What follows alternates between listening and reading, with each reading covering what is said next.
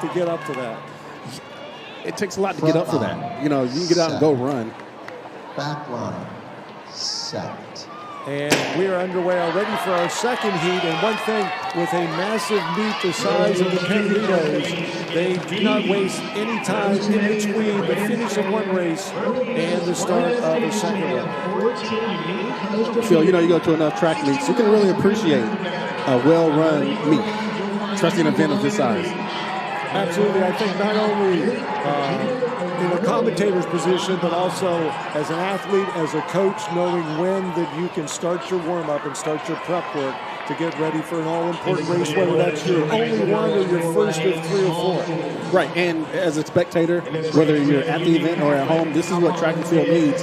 A lot of dead time, dead space doesn't really help the sport, and Penn Relays executing tight like this is what the sport needs and needs to be.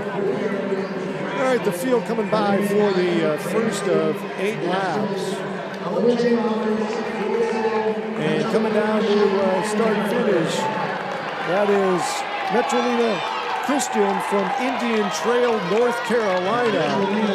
You will hear from teams up and down the East Coast, also out into the Midwest, across the country, and also outside of the U.S.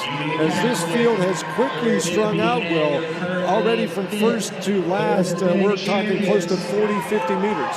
Yeah, strung out is exactly what I'm saying. That was a 64 first 400 meters, and that'll do it apparently here at 9:30 like we were speaking.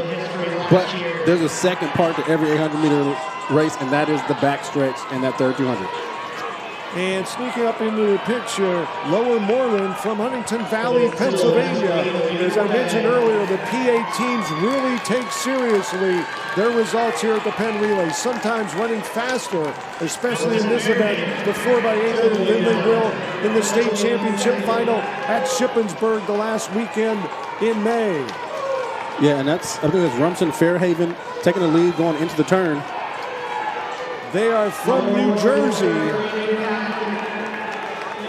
right across the river, the Garden State, and they take it through the zone in 2:15, faster than the opening heat. Well, yeah, hey, you put a first leg on first to do that kind of a job, and you see there are 4 girls away from the rest of the field.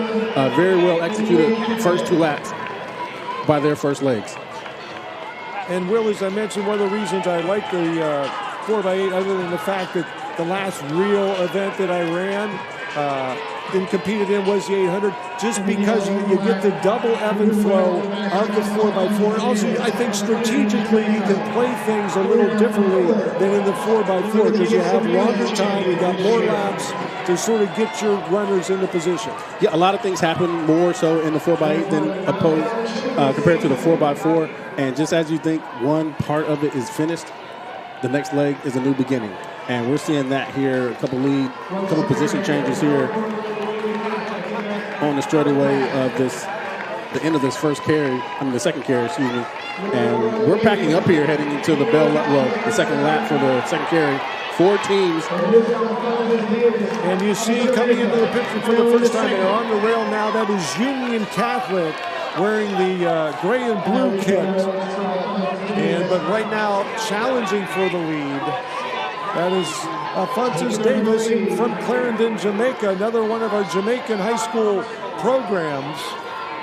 And they are now in the lead, up by a couple strides. It looks like they're going to bring Union Catholic right along with them. Union Catholic, they're known throughout the country as being able to run track and field. They have quite a few national stars coming through that program, and they are moving, heading into the turn on the second carry, excuse me.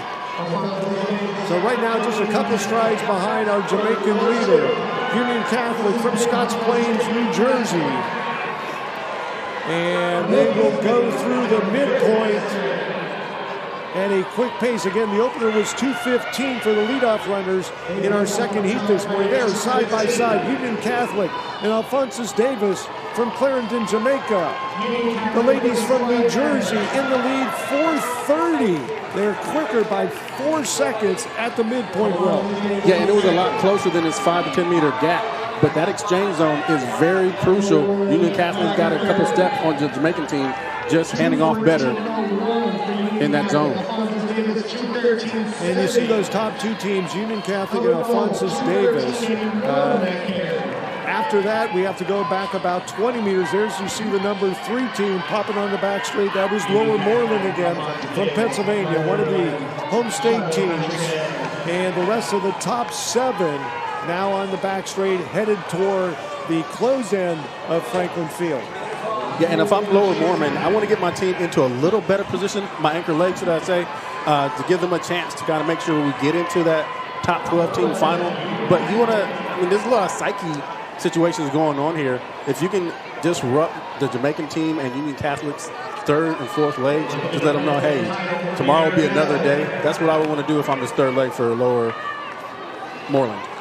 All right, Union Catholic still in front. They're up by about 20 meters with Lower Moreland in 3rd, down by 10 to the Jamaican squad, another 10 back to 4th, and then 5, 6, and 7 are in lockstep as we take a look at the number 3 runner for Union Catholic, the program that, as Will said, has generated so many incredible athletes over the past 10 to 15 years.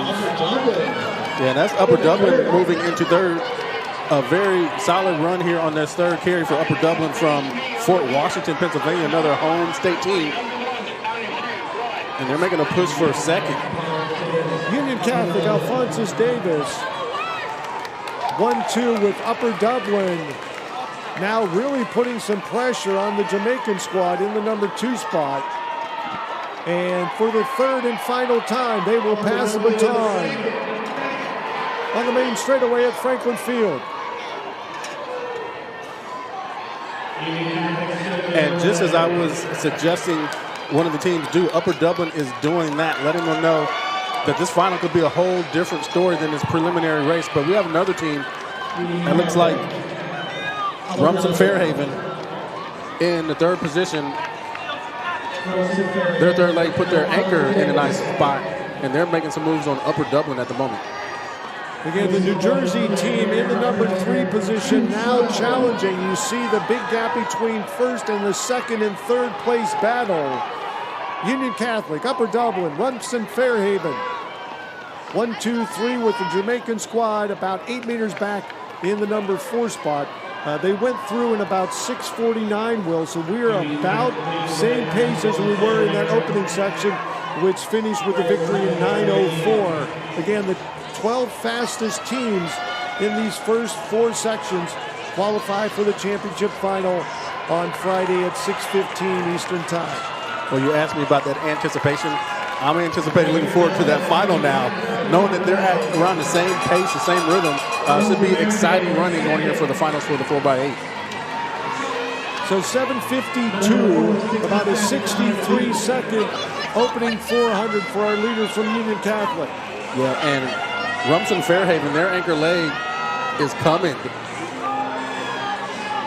They are now down by about 12 meters. You see the turnover is a lot quicker, it appears, between those top 2 teams, with Rumson Fairhaven having the advantage right now.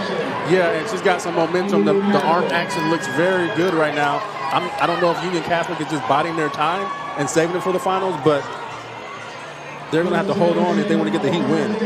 Final 150, you see the number 1 team, Union Catholic, from Scotch Plains, New Jersey. Rumson Fairhaven, also a Garden State squad.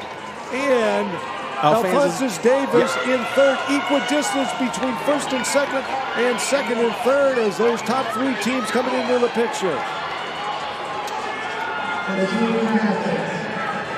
And Union Catholic put a solid last 200 in for a comfortable finish here. And they will pick up the win in Section 2 and the fastest time so far, 9:02.27. You see the numbers coming up on your smartphone, laptop, or big screen. And Will and I appreciate you being with us early in the morning in Philadelphia, day 1 of this year's Penn Relays. Yeah, Don, and it's early in the morning, the first event, the second heat of the first event. But a lot of people went to bed last night with the same anticipation, and here we are this morning, and these young ladies are not disappointing. Heat 1, Heat 2, very solid running, and it's like a baton. They're carrying it, making you wait and want more for day 2.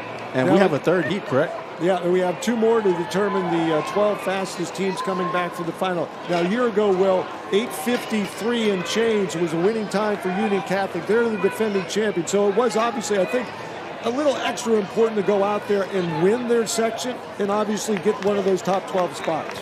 Yeah, you definitely want to feel good. I mean, you want positive vibes going into the final, coming out of the preliminary.